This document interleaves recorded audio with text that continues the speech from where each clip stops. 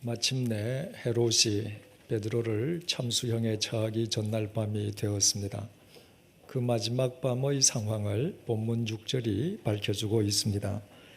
헤롯이 잡아내려고 하는 그 전날 밤에 베드로가 두 군인 틈에서 두 쇠사슬에 매여 누워 자는데 파수꾼들이 문 밖에서 옥을 지키더니 그날 밤 한 조를 이룬 4명의 군사 가운데에서 2명의 군사는 베드로가 갇혀 있는 감방 밖을 파수하고 나머지 2명의 군사는 감방 안에서 베드로의 양손을 자신들의 손과 함께 쇠사슬로 묶은 채로 베드로를 감시하고 있었습니다.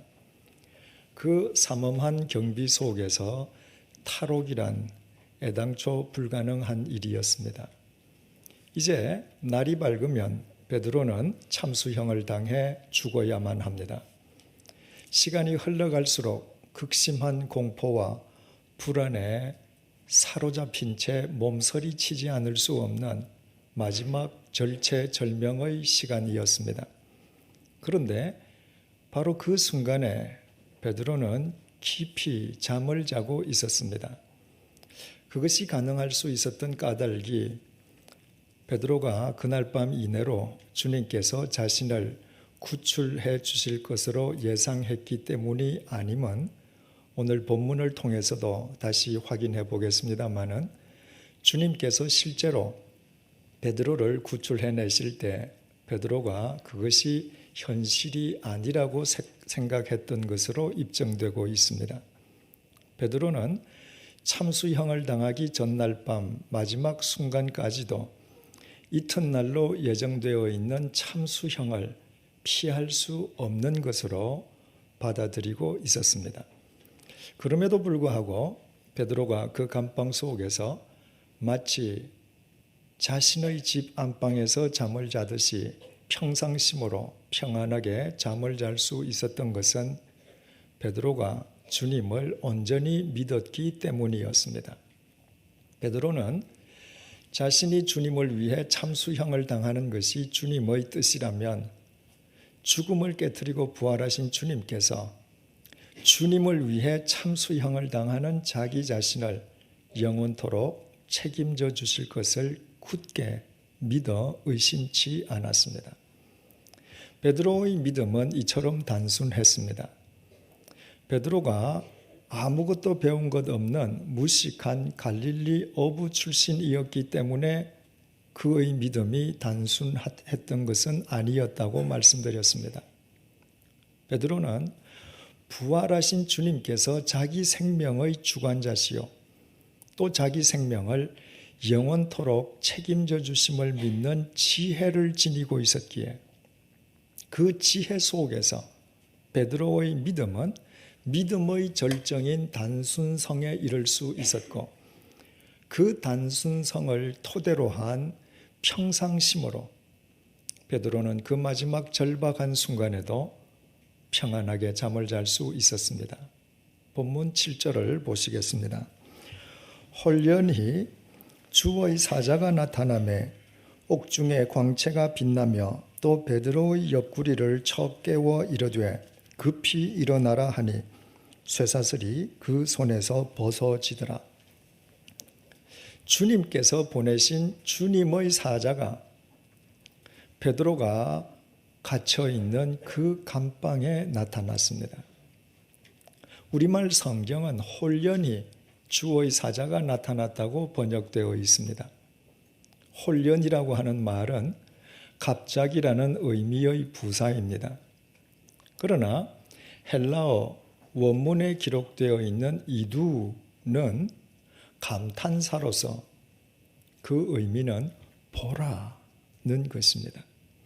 그러므로 헬라어 원문이 의도하는 바는 바로 그때 그 시각에 베드로의 감방에 주의 사자가 갑자기 나타났다는 것을 강조하려는 데 있는 것이 아니라 그날 마지막 밤, 마지막 시간에 베드로를 위한 주님의 구원의 역사가 시작되었음을 감탄하고 감격하는 데에 있음을 알게 됩니다.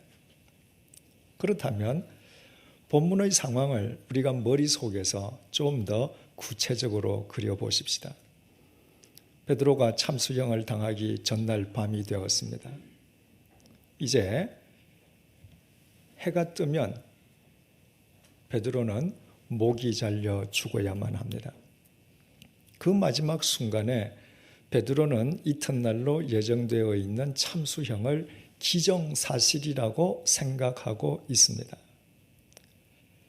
두 군사틈에서 양손이 쇠사슬에 묶여 있는 베드로로서는 그날 밤에 자기 자신이 구출되리라고는 상상조차 하지 않고 있습니다. 베드로는 단지 자신이 주님을 위해 참수형을 당할지라도 주님께서 자신의 영혼을 영원토록 책임져 주실 것을 믿고 있었을 뿐입니다. 바로 그 순간에 주님께서 보내신 주의 사자가 감방 속에 나타났습니다. 이튿날 참수형을 당할 베드로의 상태를 살피기 위함이 아니었습니다. 참수형을 피할 수 없다고 생각하고 있는 베드로의 생각과는 달리 그 베드로를 구원해 주시기 위한 주님의 구원의 역사가 시작된 것입니다. 인간의 생각과는 다른 주님의 그 구원의 손길을 이두 보라는 것입니다. 주님의 구원의 역사가 시작되었을 때 베드로를 감시하던 4명의 군사는 말할 것도 없고 당사자인 베드로조차도 깊은 잠에 골아떨어져서 주님의 손길이 이미 시작되었다는 사실 자체를 인식하지도 못했습니다.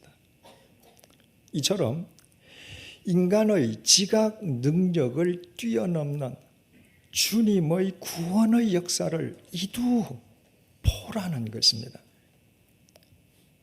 지난 시간에 말씀드린 것처럼 이때 베드로가 감옥 속에서 얼마나 깊이 잠들었든지 주의 사자는 베드로의 옆구리를 세게 내리쳐서 그를 깨웠습니다. 그와 동시에 베드로의 양손에 묶여있던 쇠사슬이 저절로 벗어졌습니다. 본문 8절에서 11절을 보시겠습니다. 천사가 이르되 띠를 띠고 신을 신으라 하거늘 베드로가 그대로 하니 천사가 또 이르되 겉옷을 입고 따라오라 한데 베드로가 나와서 따라갈새 천사가 하는 것이 생시인 줄 알지 못하고 환상을 보는가 하니라. 이에 첫째와 둘째 파수를 지나 시내로 통한 쇠문에 이르니 문이 저절로 열리는지라. 나와서 한 거리를 지나매 천사가 곧 떠나더라. 이에 베드로가 정신이 들어 이르되 내가 이제야 참으로 주께서 그의 천사를 보내어 나를 헤롯의 손과 유대 백성의 모든 기대에서 벗어나게 하신 줄 알겠노라 하여 베드로는 주님의 사자의 명령을 쫓아서 띠를 띠고 신을 신고 겉옷까지 입었습니다. 그리고 주의 사자를 쫓아 감옥 문을 나서면서도 감방 문을 나서면서도 그것이 현실임을 전혀 인식하지 못했습니다. 감옥 속 첫째 초소와 둘째 초소를 지날 때에도 마찬가지였습니다. 베드로는 감옥의 정문을 나가서 대로변에 이르러서야 그제야 그것이 꿈이 아니라 주님께서 현실 속에서 자신을 정말 구출해 주셨음을 깨달을 수 있었습니다. 주님의 역사는 베드로가 상상할 수조차 없을 정도로 그만큼 신비스러운 방법으로 이루어졌던 것입니다. 주님의 그 신비스러운 구원의 역사를 이두 보라는 것입니다. 결국 오늘의 본문이 이두 보라고 감탄을 터뜨린 내용은 3가지입니다. 첫째, 하나님의 생각은 인간의 생각과 동일하지 않다는 것입니다. 베드로는 이튿날로 예정되어 있는 참수형을 피할 수 없는 것이라 생각하고 있었습니다. 그러나 그것은 전혀 하나님의 생각이 아니었습니다. 둘째, 하나님의 역사는 인간의 인식 능력 밖에서도 역사하신다는 것입니다. 하나님께서 구원의 손길을 내밀었을 때 베드로는 깊은 잠에 떨어져서 하나님의 역사가 시작되었다는 사실을 전혀 인식할 수 없었습니다. 셋째, 하나님의 구원의 역사는 인간의 이성과 생각과 판단을 초월하는 신비로운 방법으로 이루어진다는 것입니다. 베드로는 하나님에 의해 감옥의 정문을 나서면서도 자기 자신이 꿈을 꾸고 있는 것으로 착각할 정도였습니다.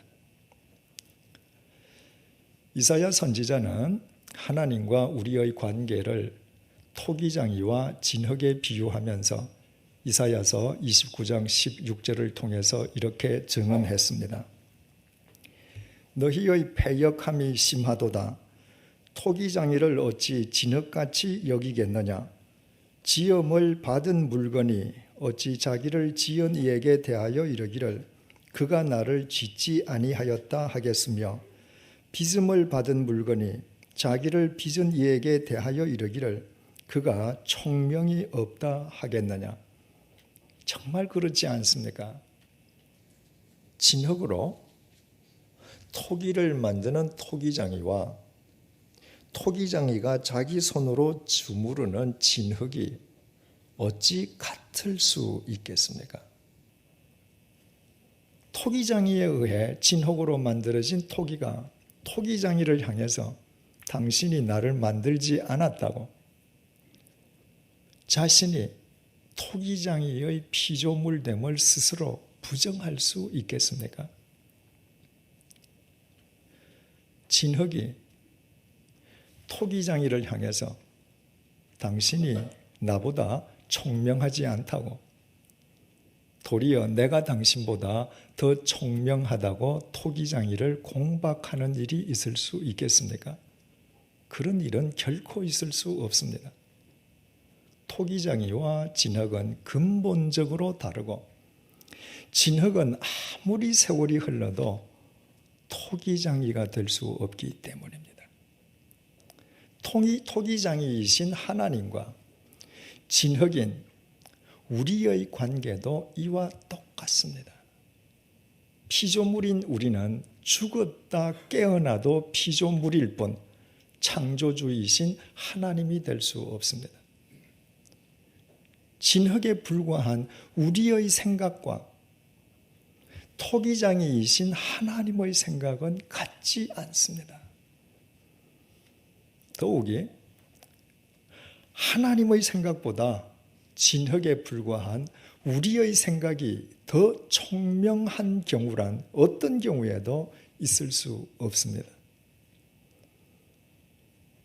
그러나 인간의 비극과 불행은 이 평범한 사실을 망각하는 데서부터 기인되고 있습니다. 하나님을 믿는다면서도 우리가 우리의 생각과 다른 결과가 주어지기만 하면 즉시 하나님을 원망하고 하나님 앞에 불평을 털어놓고 때로 하나님을 부인하기까지 하는 것은 하나님의 생각은 언제나 우리의 생각과 같아야 한다는 그릇된 믿음 때문입니다. 그것은 따지고 보면 우리의 생각이 하나님의 생각보다 더 총명하다는 착각으로부터 유래되고 있습니다. 그래서 우리는 우리 자신도 모르게 스스로 하나님이 되어 하나님을 마치 우리의 피조물인 것처럼 다루고 있습니다. 그러나 한번 냉정하게 생각을 해 보십시다. 만약 우리가 믿는 하나님의 생각이 언제나 우리와 동일해야 한다면, 경우에 따라서 우리의 생각이 하나님의 생각보다 더 총명하기도 하다면, 그런 하나님을 우리가 믿어야 할 까닭이 어디에 있겠습니까? 그것이야말로 시간 낭비요, 인생 낭비일 뿐이지 않겠습니까? 이사야서 55장 8절에서 9절을 통한 하나님의 말씀입니다. 이는 내 생각이 너희의 생각과 다르며 내 길은 너희의 길과 다름이니라. 여호와의 말씀이니라. 이는 하늘이 땅보다 높음같이 내 길은 너희의 길보다 높으며 내 생각은 너희의 생각보다 높음이니라. 믿음은 토기장이이신 하나님과 진흙에 불과한 우리의 차이를 받아들이는 데서부터 시작됩니다. 하나님의 생각은 결코 우리의 생각과 동일하지 않습니다. 하나님의 생각은 우리의 생각과는 다릅니다. 단지 다를 뿐만 아니라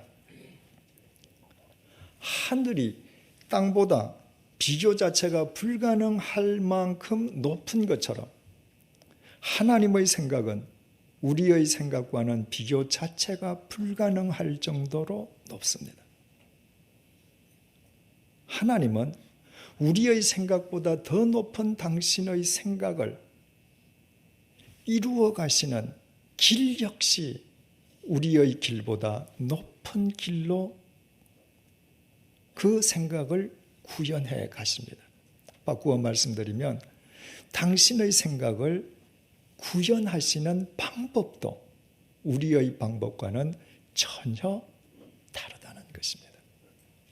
하나님께서 당신의 높은 생각을 구현하시는 방법은 우리의 이성과 판단과 상상을 초월하는 신비로운 방법입니다.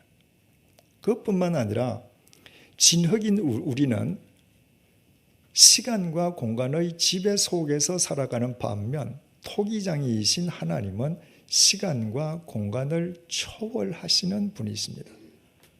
그래서 하나님께서는 우리의 눈길이 닿지 아니하는 곳에서도 우리가 아무것도 인식하지 못한 채 깊이 잠들어 있는 동안에도 시간과 공간을 초월해서 당신의 역사를 이루시는 분이십니다. 하나님과 우리 사이의 이 근본적인 차이를 받아들이려 하지 아니하면 우리는 하나님을 믿는다면서도 늘 원망과 불평과 의심 속에서 살아가게 됩니다.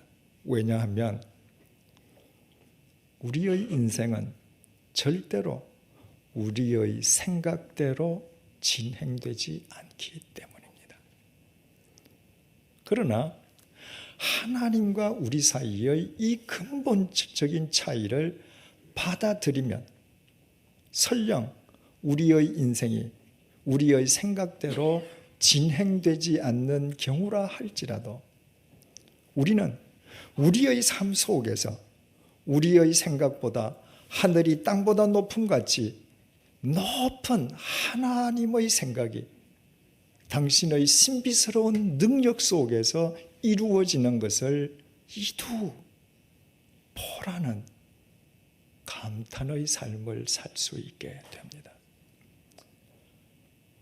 옥중에 갇혀서 깊이 잠들고 있는 베드로에게 베드로의 생각과는 달리 구원의 손길을 내미신 하나님을 오늘의 본문이 보라, 이두라고 감탄을 바라듯이 우리 역시도 우리의 삶 속에서 당신의 높으신 뜻을 이루어 가시는 하나님을 믿음의 눈으로 볼 수 있기 때문입니다.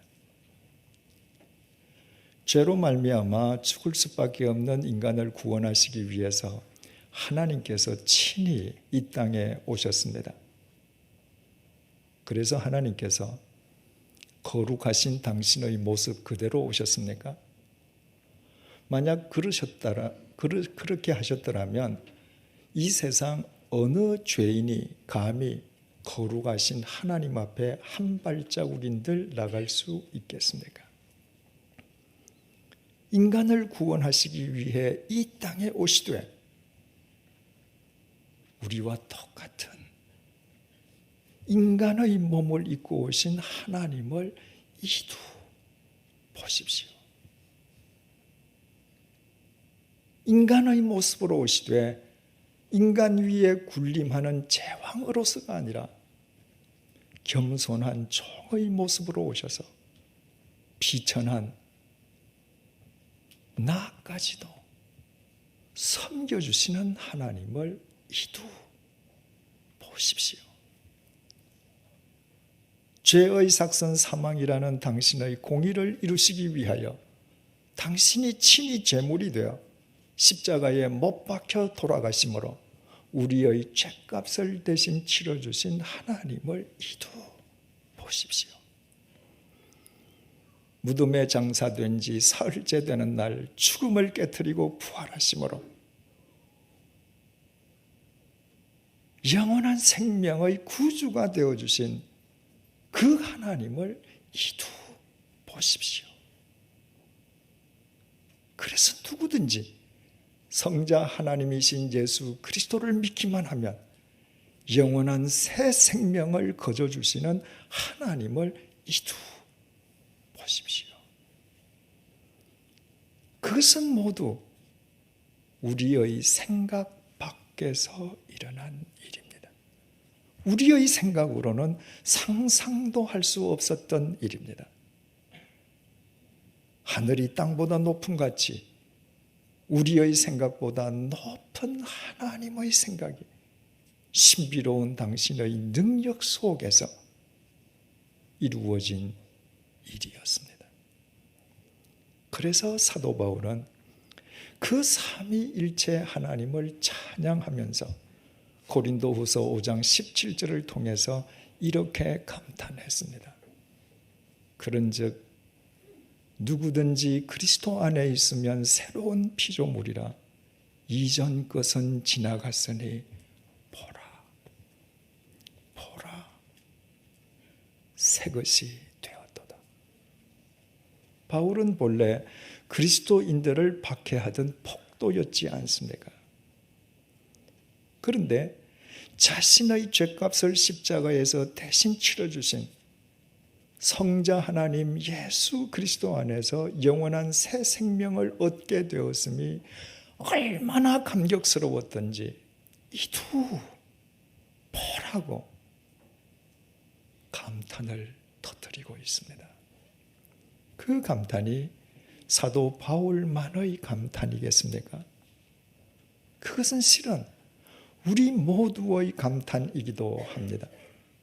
죄와 죽음과 어둠의 덫에서 허우적거리던 우리를 하나님께서 일방적인 은총을 베풀어 주시사 하나님의 자녀로 하나님을 믿는 그리스도인으로 오늘 이 자리에 나올 수 있도록 은혜를 베풀어 주신 우리 자신을 이두 보십시오.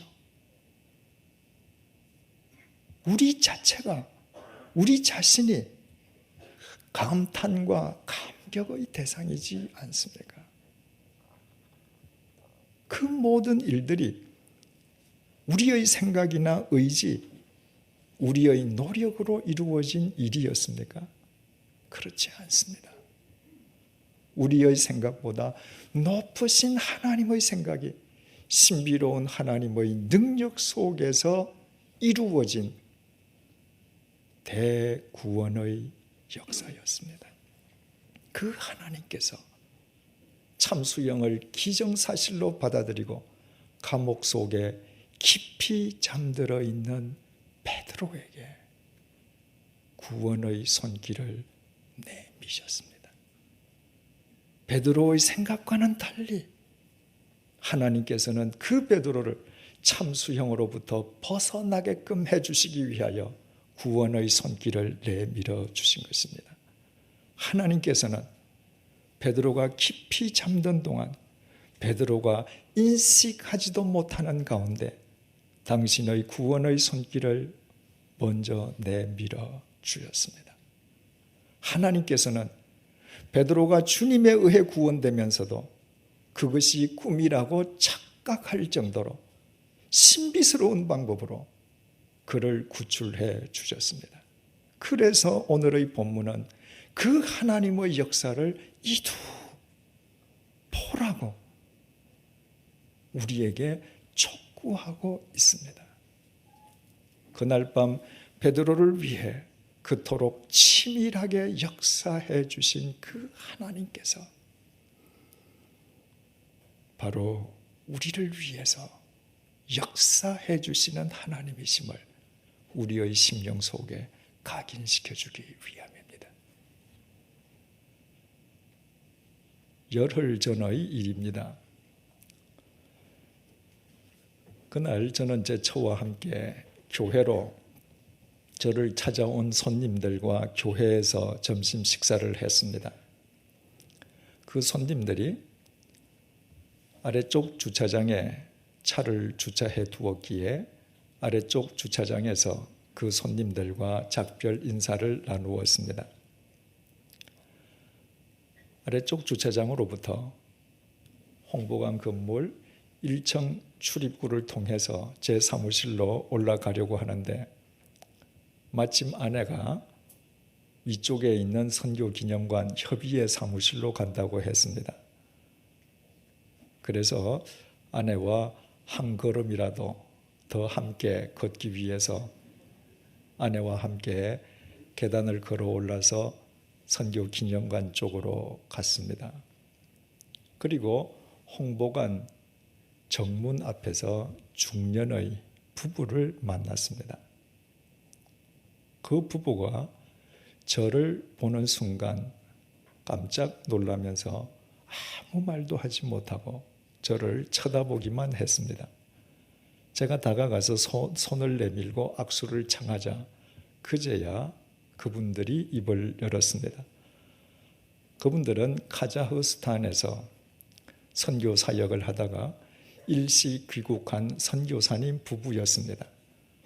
그 선교사님 부부가 양화진을 방문하면서 자신들이 양화진을 참배하는 동안에 우연으로라도 저를 만날 수 있기를 원했다고 합니다.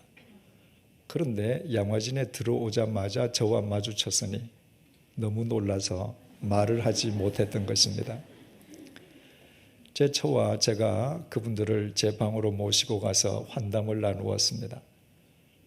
그 선교사님 부부는 카자흐스탄에서 장애 우들을 위해서 헌신하면서 평소에 제가 쓴 책들을 포함해서 신앙 서적들을 받아볼 수 있으면 좋겠다는 소박한 꿈을 가지고 있었습니다. 그래서 그분들에게 해당되는 책을 우리 교회가 지원해 드리기로 했습니다. 그분들과 헤어질 때 그분들의 얼굴에 나타났던 감격의 표정을 저는 아직도 잊을 수가 없습니다. 그날 그분들에게 저와의 만남은 하나님께서 그분들을 위해서 치밀하게 역사하심을 보여주시는 이두 보라는 감탄의 만남이었지 않겠습니까? 그 선교사님 부부가 그 하나님만을 중심에 모시고 선교지로 귀임해서 사역에 헌신할 때 그 하나님께서 그분들의 선교지에서 그분들의 삶을 통해 보라 이두의 감탄의 역사를 계속 이루어 가시지 않겠습니까? 그날 그분들과의 만남은 제게도 이두 보라는 감탄의 만남이었습니다. 만약 그날 오전에 손님들이 교회로 저를 찾아오지 않았더라면, 그 손님들이 교회에서 점심 식사를 하지 않았더라면, 그 손님들이 자동차를 다른 곳에 주차해 두어서 저와 작별한 장소가 아래쪽 주차장이 아니었더라면, 그날 제 처의 행선지가 다른 곳이어서 제가 홍보관 출입구 1층 출입구를 통해서 사무실로 올라가 버렸더라면, 제가 위쪽으로 올라갔더라도 선교사님 부부가 저쪽을 향해 돌아서지 않고 제게 등을 돌린 방향으로 계속 걸어갔더라면 그 만남은 결코 있을 수 없었습니다.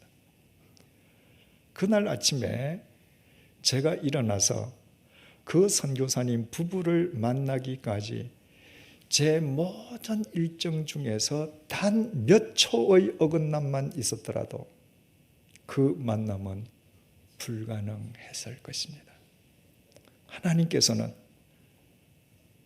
카자흐스탄에서 당신을 위해 수고하고 애쓰다가 일시 귀국한 당신의 사랑하는 종들을 위로하고 격려하는 도구로 부족한 저를 사용하시기 위해 제가 그분들을 만나기도 전에, 제 눈으로 그분들을 뵙기도 전에 제가 알지도 못하는 가운데에 그날 저의 모든 일정을 단 한치의 오차도 없이 치밀하게 역사하셨습니다. 그래서 그분들과의 만남은 제게도 이두보라는 감탄의 만남일 수밖에 없었습니다. 주님께서 저를 도구로 삼으셔서 그분들을 위해 이두보라는 감탄의 역사를 이루셨다는 것은 그 하나님께서 바로 제 삶 속에서도 이두보라는 감탄의 역사를 저를 위해서도 이루고 계심을 제게 확인시켜 주시는 가장 확실한 증거였기 때문입니다. 제가 언제 어디서나 그 하나님과 동행하는 한 설령 제 인생이 제 생각과 다른 방향으로 전개되는 경우라 할지라도 저는 제 삶 속에서 제 생각보다 더 높은 하나님의 생각이 이루어지는 역사를 보면서 이두보라는 감탄의 삶을 살지 않겠습니까? 사랑하는 교우 여러분, 하나님의 생각은 우리의 생각과 같아야 된다는 어리석은 생각을 버리십시다. 하나님의 역사는 내 눈길이 닿는 곳에서 내가 인식할 수 있는 방법으로만 이루어진다는 미련함도 벗어 던지십시다.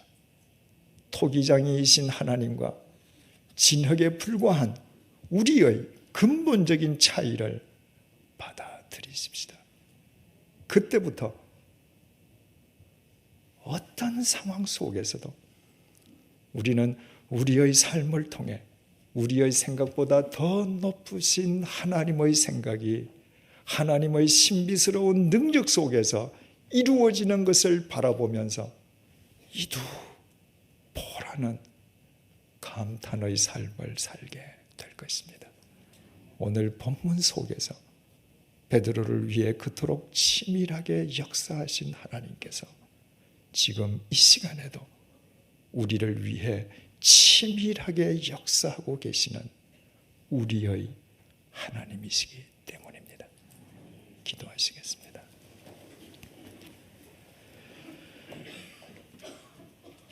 하나님, 다윗은 시편 144편 3절을 통해 여호와여, 사람이 무엇이기에 주께서 그를 알아주시며 인생이 무엇이기에 그를 생각하시나이까? 라고 하나님을 찬양하였습니다. 자기 생을 되돌아볼수록 자신의 일평생이 온통 자신을 위한 하나님의 역사 속에서 보라는 감탄과 감격의 연속이었기 때문입니다. 이 시간 다윗의 이 찬양이 나의 찬양이 되게 해 주심을 감사드립니다. 하나님, 내가 대체 무엇이기에 하나님께서 나를 이토록 알아주십니까? 내가 대체 누구이기에 하나님께서 나를 이다지도 생각해 주십니까? 더러운 죄인인 나를 살리시기 위해 어찌 성자 하나님께서 십자가의 제물로 돌아가시는 사랑을 베풀어 주셨습니까? 하나님을 알지도 못하던 내가 그리스도인으로 이 자리에 앉아 있을 수 있게끔 어찌 그리도 신비스럽게 역사해 주셨습니까? 생각하면 할수록 내 자신이 이두 보라는 감탄의 기적 덩어리임을 고백하며 하나님을 찬양하지 않을 수 없습니다. 이제부터 우리 모두 우리는 진흙이요 하나님은 토기장이이심을 잊지 않도록 도와주십시오. 하나님의 생각이 언제나 우리의 생각과 같아야 한다는 어리석음을 버리게 도와주십시오. 하나님께서는 우리의 눈길이 닿는 곳에서 우리가 인식할 수 있는 방법으로만 역사하신다는 미련함도 버리도록 도와주십시오. 오늘 본문 속에서 깊이 잠든 베드로를 구원하시기 위해 이두 보라는 감탄의 역사를 행하신 하나님께서 우리의 하나님이심을 굳게 믿음으로 하나님께 우리의 삶을 온전히 의탁하게 도와주십시오. 그리하여 우리의 삶 자체가 이 세상을 향해 보여줄 하나님의 감탄이 되게 해 주십시오. 예수님의 이름으로 기도드립니다. 아멘.